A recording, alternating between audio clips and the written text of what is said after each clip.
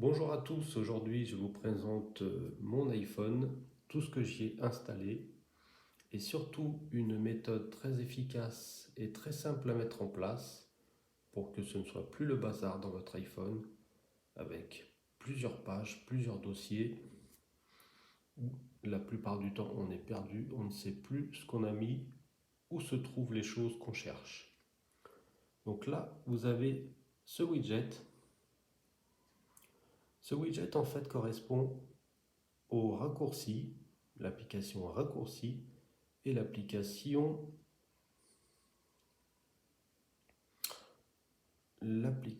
ça y est, je l'ai perdu, l'application concentration. Voilà, désolé. L'application concentration combinée avec l'application raccourci, ça donne ça. Ce qui va nous donner, si j'appuie sur ne pas déranger, voilà, l'iPhone va passer automatiquement en mode ne pas déranger et je ne recevrai aucune notification, pardon, rien du tout sur mon iPhone et je vais pouvoir travailler tranquillement. Si je le rebascule en mode travail, là, on va tomber sur un autre fond d'écran et sur d'autres applications. Là, en l'occurrence, j'y ai mis toutes les applications concernant la retouche photo en mode travail. C'est ce qui m'intéressait.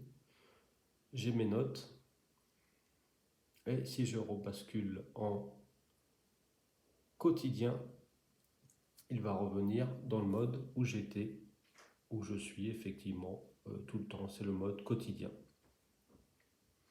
Ensuite, ce n'est pas une application, donc c'est aussi un raccourci. Je l'ai nommé Bonne idée et ça va me permettre d'écrire une note très rapidement, ce qui m'évite de chercher l'application note, et tout simplement l'ouvrir, créer une note. Là, c'est beaucoup plus rapide.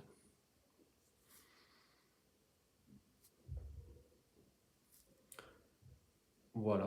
En gros, comment se présente mon iPhone. C'est beaucoup plus rapide, beaucoup plus simple. Pour tous ceux qui sont intéressés pour créer ce mode, donc c'est pas compliqué, vous allez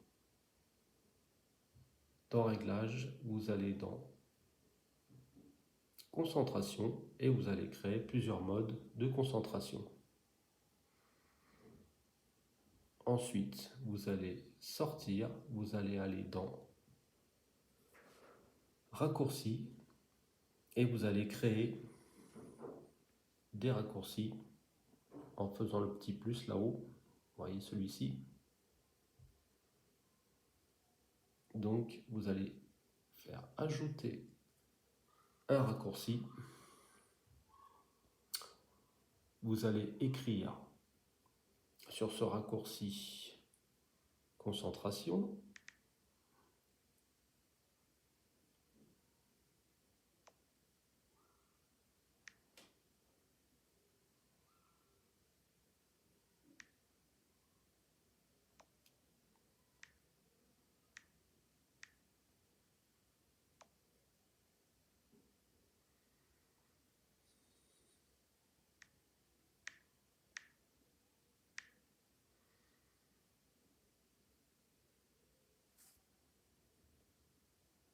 Voilà, et vous allez sélectionner celui-ci, définir un mode de concentration.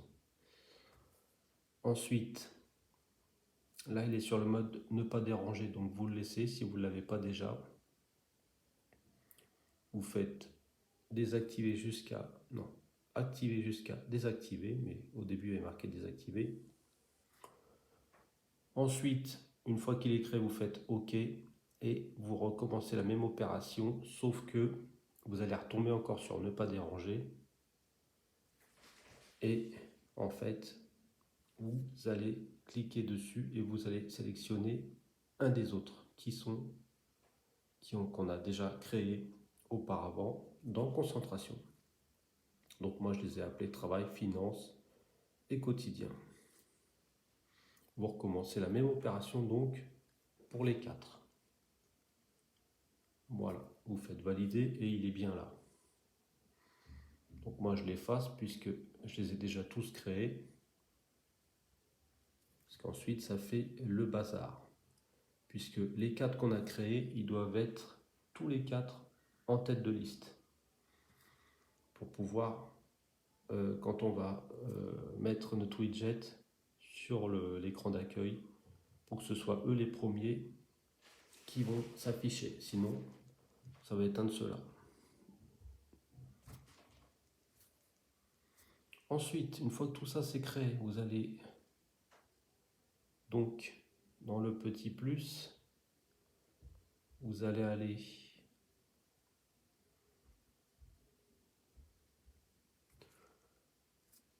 dans raccourci, voilà, le voici, le voilà, et c'est exactement comme je viens de vous le dire. Vous voyez, les 4 sont ici. D'accord, vous faites ajouter et voilà, ils sont là.